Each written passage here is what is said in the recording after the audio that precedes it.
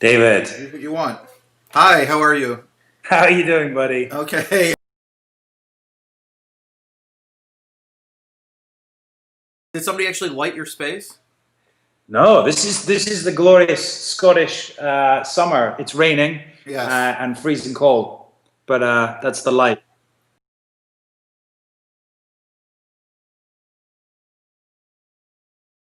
So what is it, like 4 in the afternoon for you? 5? Yeah, 4:15. Yeah. So is today a working day or a? Oh, today's a rest day. We've been on a week of night shoots, Hey. so it's where we're like I feel like a zombie, but it's good. You know, you just feel a bit jet lagged. We've been going to bed when the sun comes up and the birds start singing, and you're like, what am I doing? And but it's been good. It's been a good week. So how much of this show is on set and how much of it is on location?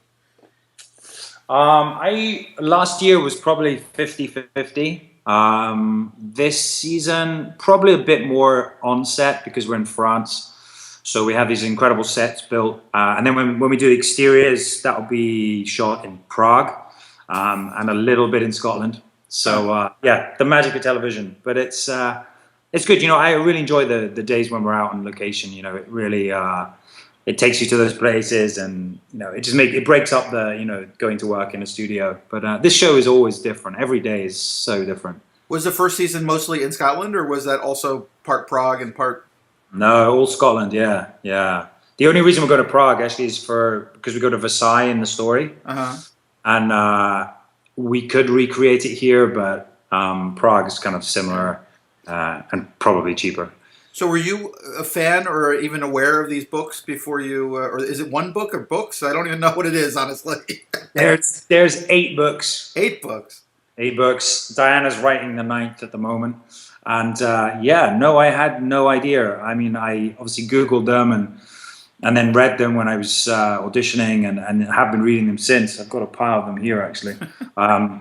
But yeah, I mean, it's incredible. This whole world that she's created, and she's based it all on, historical accuracy. Obviously, there's a sci-fi element and time travel and all that, but they are very accurate. And we're building up to Culloden, which is the great battle in Scotland, where pretty much the end of the Highland culture. You were heading to Culloden. Yeah, Culloden. Yeah, which obviously is the culmination of book 2 and the start of book 3. But it's sort of this huge battle that happened where the British basically wiped out the Scottish or the Highland culture and the Gaelic culture, and it was a real big turning point in Scottish history. And a romantic one as well, I guess. Yeah, well, obviously it's the point. Without giving away too many spoilers, but people have read the book. Yeah, it's kind of a fascinating series in that there's so much history and so much romance at the same time. They seem to be. Do you find it conflictual at all, or does it feel just natural? I think it's fair to say there's romance, but that's because it's based on well, the central relationship of Claire and Jamie. But there's a whole lot else in the book. There's the whole historical side and the time travel and the adventure and action and yeah. I mean, obviously it is based on this couple's relationship, but that's always changing as well. It's certainly not romantic and certainly not an easy ride that they go on. Their relationship is constantly tested and changing and evolving. So how did you start on this? What was you just do a regular audition or meetings or? Yeah, it was pretty quick process actually. It was pretty rapid. They sent us maybe 3 scenes, which were I seem to remember about 20 pages to learn. It was ridiculous, and they were all taken directly from the book. These dialogue scenes, and one of them was a very big argument between Claire and Jamie that we shot. That's in the show in episode 9. That's by the river, and it was very intense and very dramatic. And then yeah, like a week later after auditioning and having Skype calls, I then had to screen test with Ron, and it's been a real roller coaster, because then we went into prep and trying to find the other characters and before you actually made the movie. So all in all, it was probably about 1.5 years that we shot and did the prep first season work. before you actually made the movie. Before, well, in shooting the first season. the first season. Yeah, and then So, I mean, what did your agent say to you when this first conversation happened? Is it, this is a popular show, this is a great showrunner, what's a popular book series, I mean? Yeah. What it was it was actually the same time I had another option to do a movie as well, and so it was great to be in that situation, sort of choose between the two, and I relished the fact that this was a chance to play a character that, to go on a journey with a character and develop a character, and to feel at ease with that. Sometimes in movies or smaller parts, it's harder to jump in and make an impact. But this feels like, it's something I can really grow with and learn a lot. And I was excited by Ron Moore as well. I was a big fan of Star Trek and Battlestar Galactica. So that for me was, the sort of the clinch point. So did you, at that point, had you figured out what the arc of the story was going to be? Yeah, I mean, the first... Where your character was heading, or were you focused on the first pieces you had? So I knew... Yeah, I mean, the first book, I knew roughly the story, and then I sort of sped read it, and so I knew, I knew the sort of journey we were going on, but I knew that there were obviously other books and other seasons, but, when you start off in a job like that, you don't really think that far ahead. You're like, I just hope to get this job, and it felt like a character that I felt I knew him. I knew where he's coming from. It felt that our stories were quite parallel, that we were quite similar characters, and so therefore, I felt I could really run with this. So are you as stoic as he? Probably as stubborn, maybe. Not as stoic, and certainly not as good with pain, but I mean, that there's always similarities in any character you play, and a lot of differences. But I was coming back to Scotland to shoot this, and likewise with the Jamie character, and it felt like I was rediscovering my past and the history of Scotland and my people and my race, and just learning to sort of to love my country. And that certainly is what he's doing at the start of the story. He's just come back, and he has a lot of old ghosts and a lot of relationships and things that he hasn't dealt with, and it just felt, it felt that, and it still feels now that, So how did you start down the road towards acting? What was our journeys are certainly reflected in the story. So how did you start down the road towards acting? What was the light that you saw?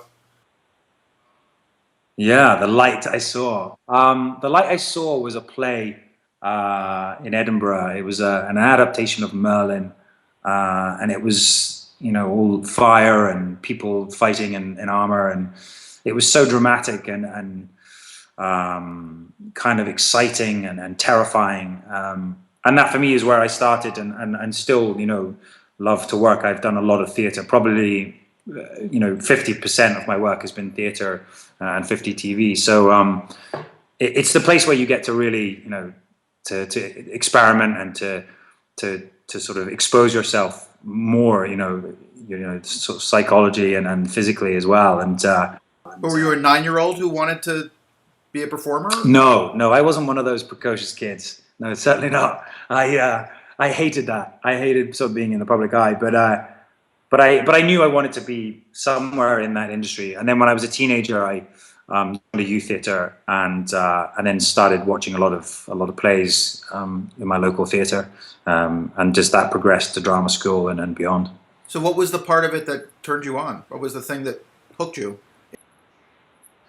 I think it's just the magic. I think I used to actually, I was an usher, and then I started playing small, the spear carry in the back and the guy that died in plays. And I remember just sort of standing in the wings before I had to go on, and maybe watching another actor, and they'd be doing a terrific performance, and the silence of the audience listening, and sort of the magic of the flats and the walls in the theater. And there was just something about that magic that, someone at my door, the magic that, the power that these actors had to sort of transport an audience to somewhere else. Yeah, I think that's what it was. But what's the part that you feel? I mean, is it the preparation? Is it just that moment on stage where you connect with an audience? What is, or on a set? What is the? Yeah, I think it's when you're in the moment. I think it's. I mean, what is it? I think every actor is spent their whole life trying to work out what it is, but it's it's when you're in something totally. And I even remember when I was at school actually doing a play, and it was a comedy, and I remember the audience were laughing with me, and I was doing something, and for a moment, I came out of myself and was like, "Oh my God!" Like I didn't even know what I was doing there. And I think that's certainly the position you want to be in when you're acting is that you're kind of totally committed to something, and it's a real buzz. Yeah. So of course feminists will want to kill me for asking, even asking the question, but are your looks a hindrance? Are they something that you have to kind of work against a little bit to get things you want, or at least in theater? Uh, wow, I don't know. I mean, is it a hindrance?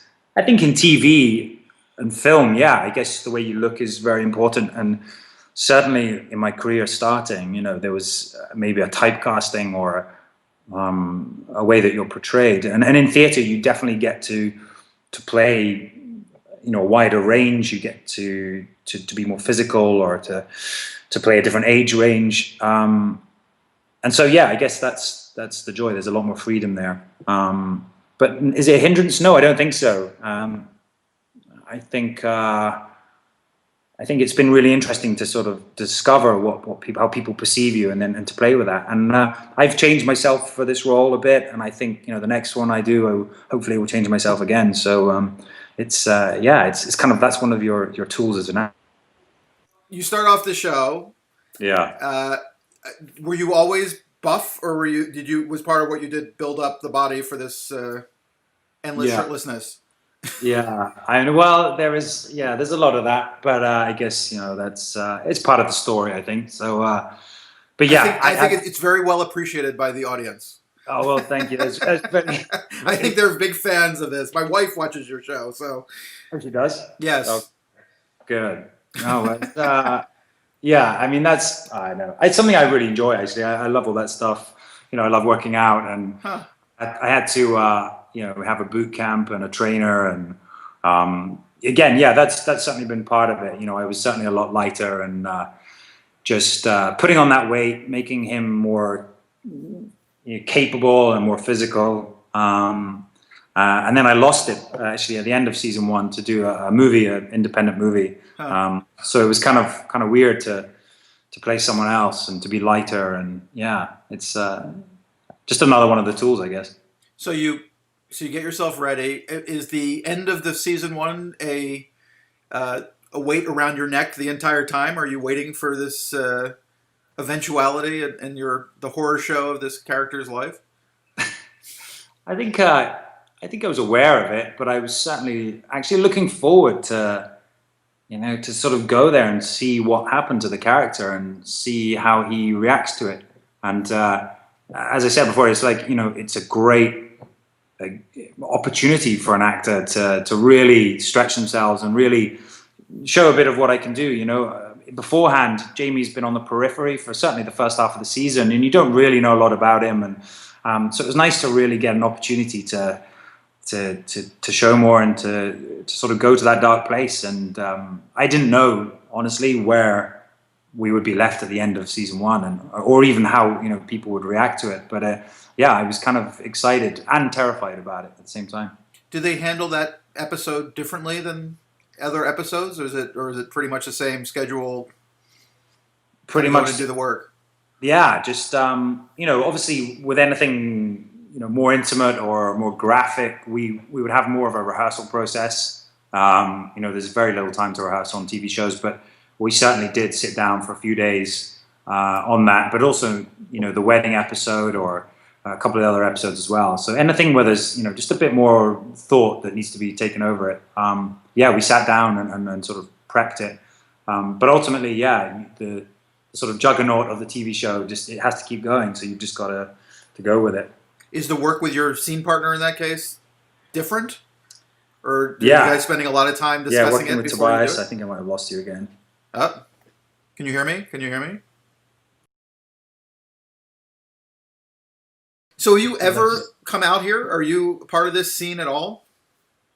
Yeah, I was there, and we had a hiatus.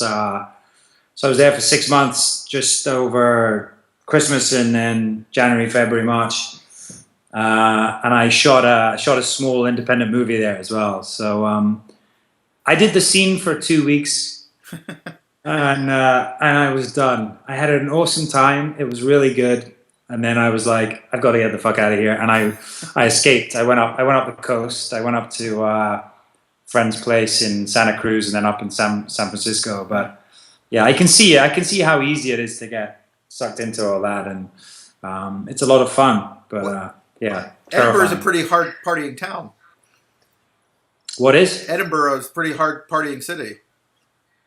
Edinburgh is, yeah. I'm in Glasgow, which is Yeah. it's probably even more so. Yeah, they're a good bunch of people, and they like to drink and like to go out. But it's great, you know. I love it here. It's a good place. It's a different mindset than LA. It's not they party, but it's different. Yeah, it's not like it's even different to London. You know, we're Yeah. only a few hundred miles away, but it's very different. You know, London has that kind of buzz. You know, like New York or something. It's everyone's there to work and for a reason, but people are here because they want to be here because they want a good life, and you know. So it's we're very fortunate to be here. So when you were out here, did you do all the general meetings and all of that kind of stuff? Did you just go and grab glad hand?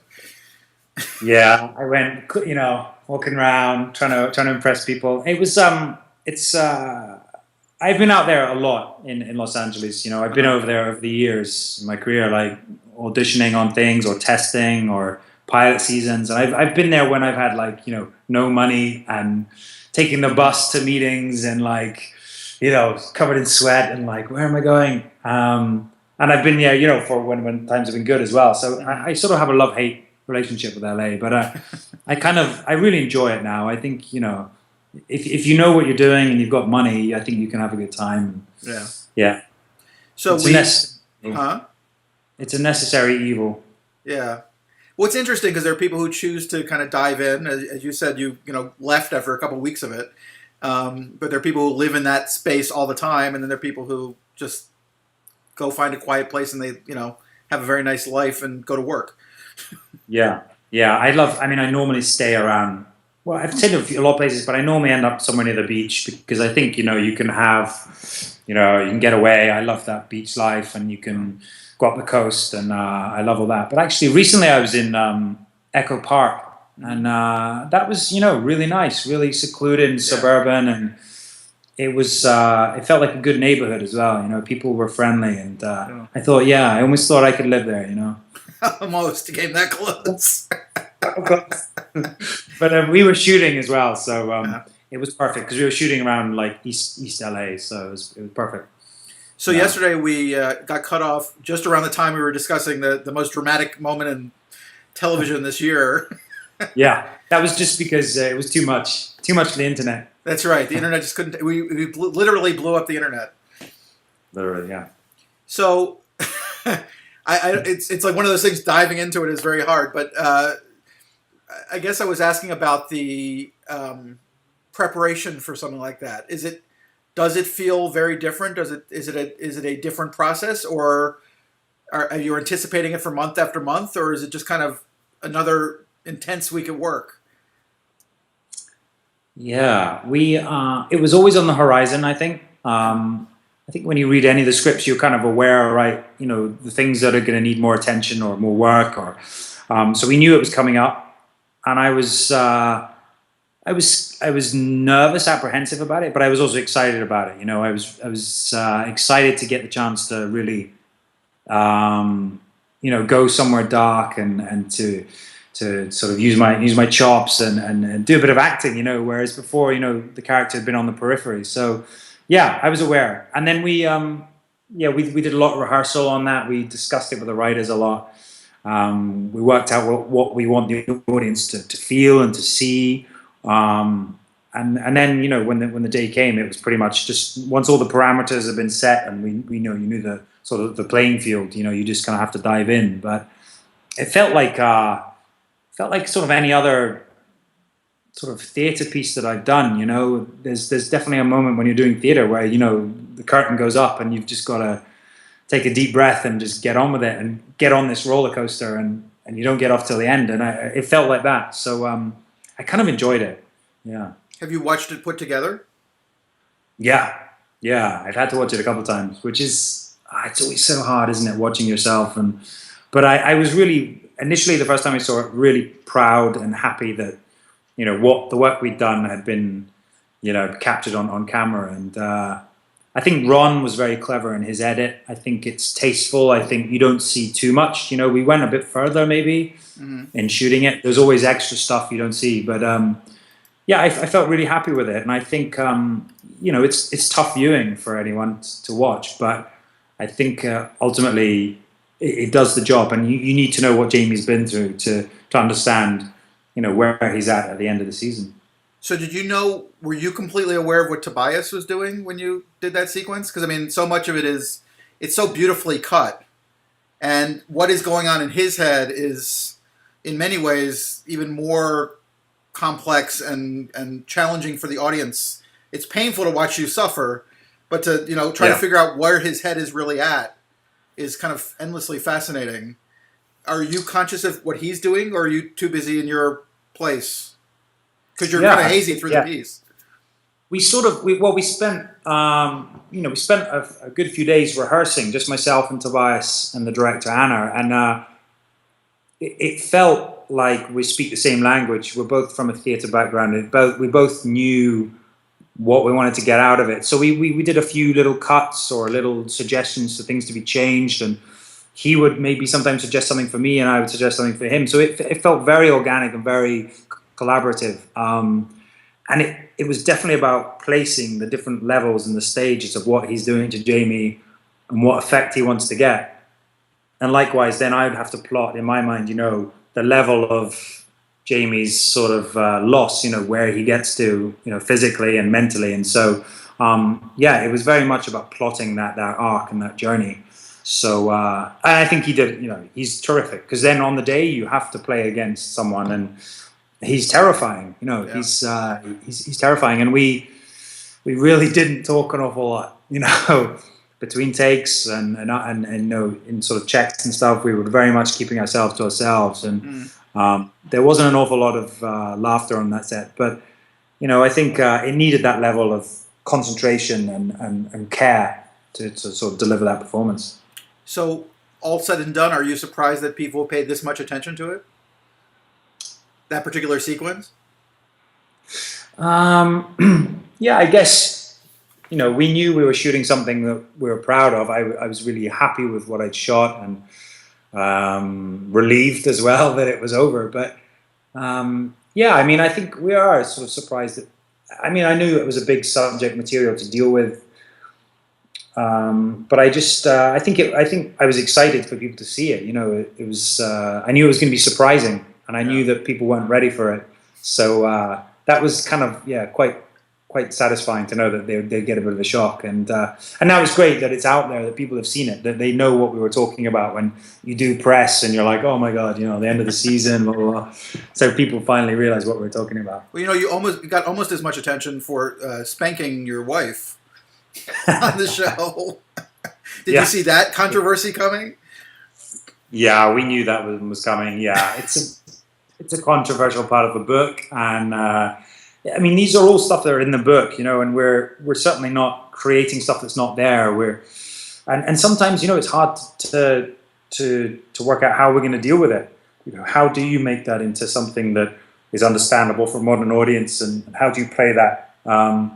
So these are the challenges, but I think we're very aware there's definitely water cooler moments in the books that we then have to sort of do on screen, and it's kind of part of the journey. It's good. So you've become savvy to the book group, the people who are into the book and obsessed with the book. It's a fascinating thing, because there's so many actors these days who are terrific actors who are in these series, not TV series or movie series or whatever, where there is such an obsessive culture around the books that as an outsider who's not part of that group, it's shocking how complex the life is. Yeah, there's definitely avid fans of the books, and I think we're very lucky that they've transferred their passion of the books over to our show, and it's down to Diana's work and her diligence and her writing. But yeah, there's some great enthusiasm out there about the show, and they're sort of they have their own communities they've set up and their own fan groups, and they support us in any of our, like, the charity work that we do, or any sort of project that we sort of put to them. They sort of take it on board and run with it. So that kind of support is terrific, because in TV, it can be quite difficult. Not like theatre, where you get an instant rapport with an audience. Sometimes doing television, you can feel that you're not really having any effect. So it's great that we have there an instant reaction to stuff. And you got into, I guess it's funny, because one of the things that's very high on the list of stories about you in terms of how press materials are out there is that you are actually a patron of charitable things. Is that something that kind of you jumped into as this started happening, or is this something you were interested in before? Or yeah, I mean, doing a show like this definitely gives you opportunities, and I have sort of embraced them at any point. But yeah, I was part of a sort of celebrity running team for leukemia lymphoma research, and had done a lot of marathons and half marathons for them. So it seemed like the natural progression. But then, yeah, having been part of the show, you do get you get a lot of benefits, and people will support you in any project you do. And I think it's important that we use that sort of that power, or that influence to do good. And it's wonderful. I created a challenge last year called My Peak Fitness, and it was pretty much a social media based event, and we raised over $100,000 for charity. We had groups of fans sort of getting out there and doing physical activity and creating fan groups. So it's wonderful, and it's great that people support us in that way. It sounds like you have that the universe of being in the UK kind of allows you a bit more of a normalcy, I guess, or like sane choices. I think you're right. I think today even I was out in town, and someone recognized me, which was lovely and really nice. But it's very rare over here, which I really appreciate. I love anonymity, and I love being able to watch people and to be not noticed. So that's something that I think I'm having to come to terms with. And I think when I come to America, it's always you're recognized a little bit more, certainly. So I know it's playing me a part of the job that I don't relish and I don't enjoy particularly, because I think like the biggest tool for an actor is to be not noticed and to be able to change yourself and your appearance. So yeah, that's something I'm beginning to come to grips with. So people watching is part of your thing? I sound like I'm a stalker here. Or like well, no, I mean, I talk to a lot of actors who talk about being able to sit anonymously in a coffee shop or whatever and just observe people is part of how actors, apparently some actors, process the foibles of human beings. Yeah, I think I mean I dislike being in the public eye, really. I think if it's playing a character or something, then that's perfect, but yeah, I'd rather sort of remain in the background and watch people. And I think, yes, certainly it's a great skill to be able to have, and it's fascinating to watch people, and I really enjoy it. And that's why I love, I don't know, Europe, we have a lot of pedestrian areas, we have a lot of places you can sort of walk around, and that's one of the things I found about LA is quite difficult, that there's no real central hub. You've got to find little areas where people walk. Yes, you drive to where people walk here.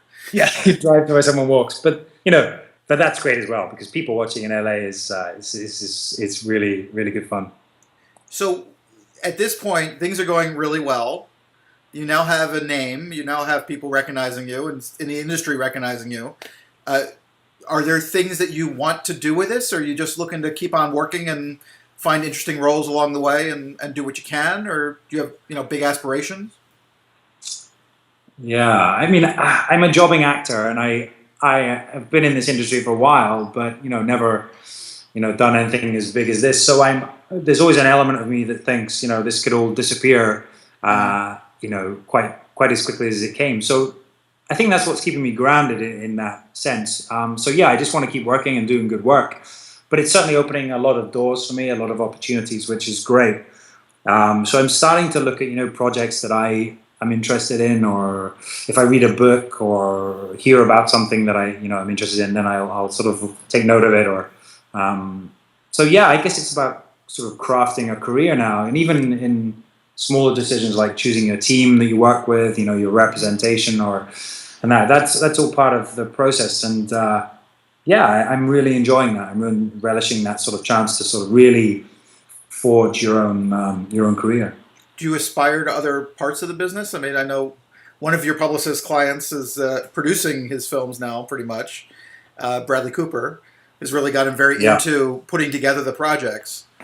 Is that kind of thing something that's interesting to you, or you just kind of want to go to work?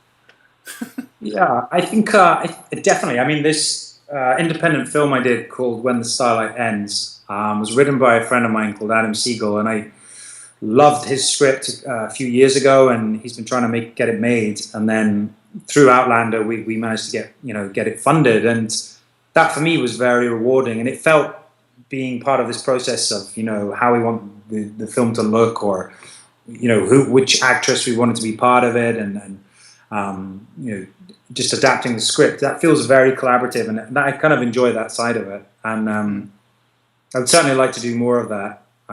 And as well as in theatre, actually, I've done a lot of new writing in theatre, and I find that quite rewarding. You get to sort of help build a character and a play and a story. Mm. Have you done Broadway? Broadway, no. Is that an aspiration, or the West End, or? I've played the West End. Yeah, I've done the West End in London. Yeah, I mean, I pretty much have done 50-50. Theatre and TV. So. This is probably the longest period I've not done some theatre, and I think it keeps you, it keeps you sane, and it keeps you working. And it's terrifying when you go back to it. You get back on stage and you think, "Oh God, can I do this?" And then by the end of the night, you're like, "Wow, this is terrific." And then you go back to TV and you have that fear as well. So it's never ending. Do they feel very, very different, or is it just getting comfortable being in working each different way?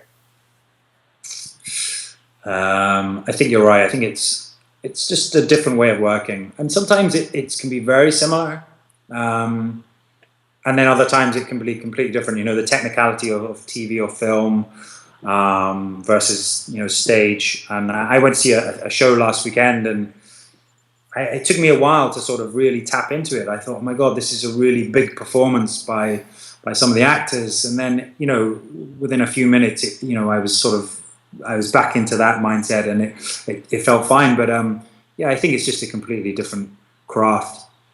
But they run side by side, I think.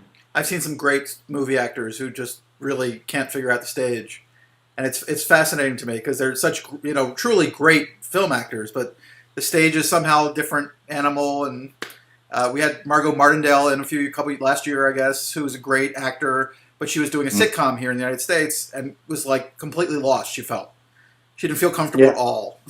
And she was very funny, but she just didn't think it was working. Yeah, it's a funny one. I mean, I don't know. I think it.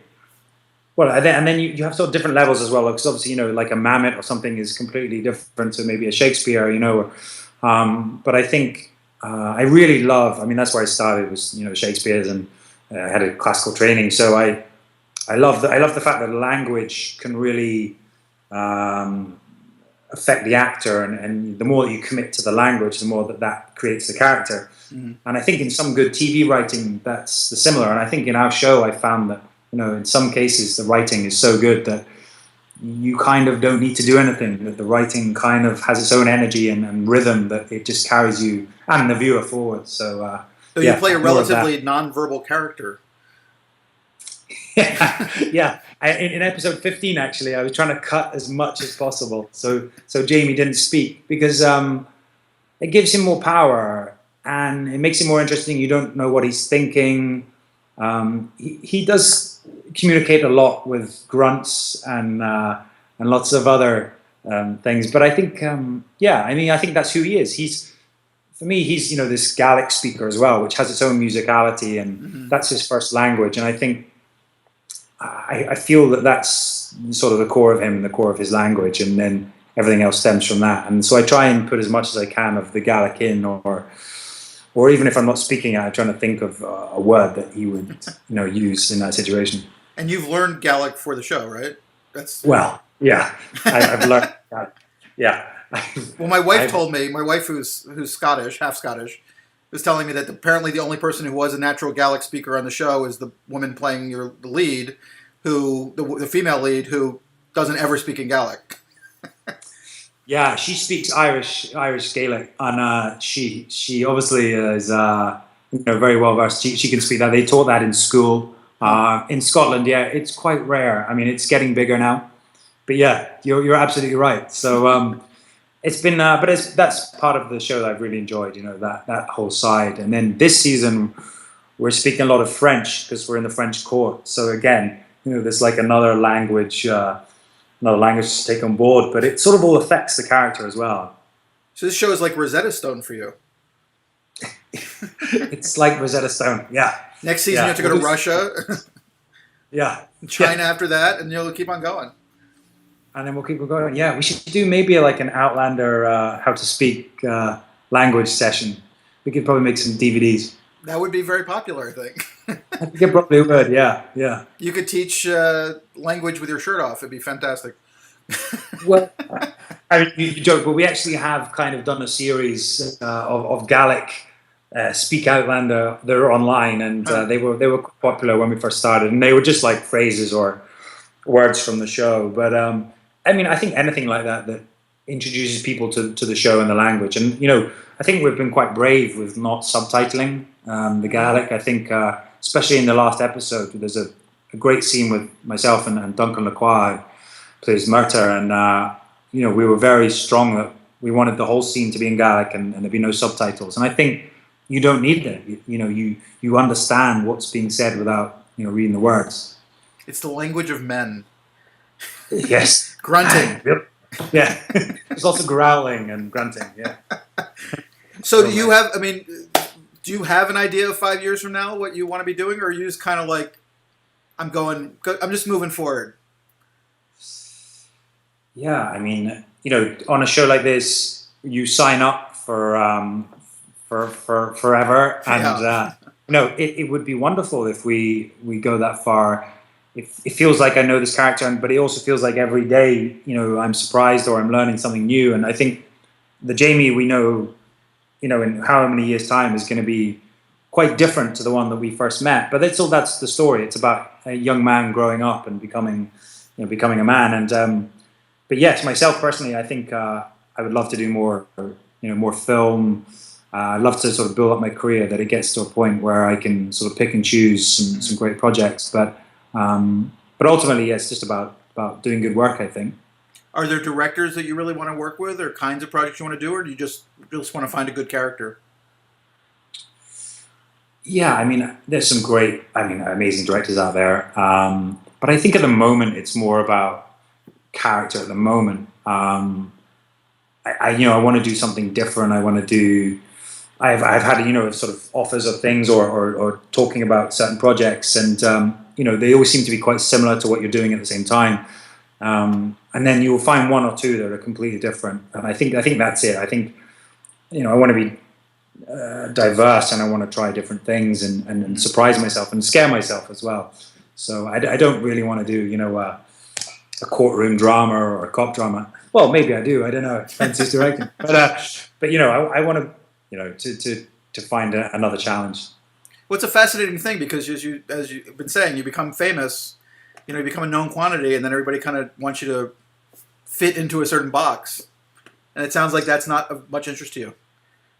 Well, I don't know. I think there are maybe I'm wrong, but certain stereotypes or casting groups. And when I was growing up in my career, and still now, I think there is a certain type of sort of typecasting that goes on. But I think it's about your look and about who you are. So I think I'm at a period where I'm beginning to look a bit older, and I'm beginning to fall into that age bracket. And I think I'm really lucky. For women, we were talking about earlier, I think it gets harder. But for men, it definitely gets better. There are more parts. I mean, going back to Shakespeare, you look at mid-30s onwards, the parts just get better. And I think, I think I'm really lucky for that. Yeah, 30 to 50 for women is much harder. And then for guys, it's like that's a sweet spot. It's like, it's like you've hit it. Yeah. So, yeah. And then you get older, and they start making you be grandpa, and then it's not good. Yeah, I haven't played grandpa yet. I mean, You I've play a played. father yet? I've played a father. Have I played a father? I mean, Jamie is kind of becoming a surrogate father in this, and also, his wife is pregnant. So, maybe this is the turning point. You've become a man. I become a man, finally. Yeah. You're able to now grunt with the best of them. Well, I thank you very much for coming back and indulging the masters of Skype and the internet. Thanks for persevering. I'm glad we finally made it work. And we got through the entire thing without a single cutoff. It's kind of shocking. It's amazing. It's amazing.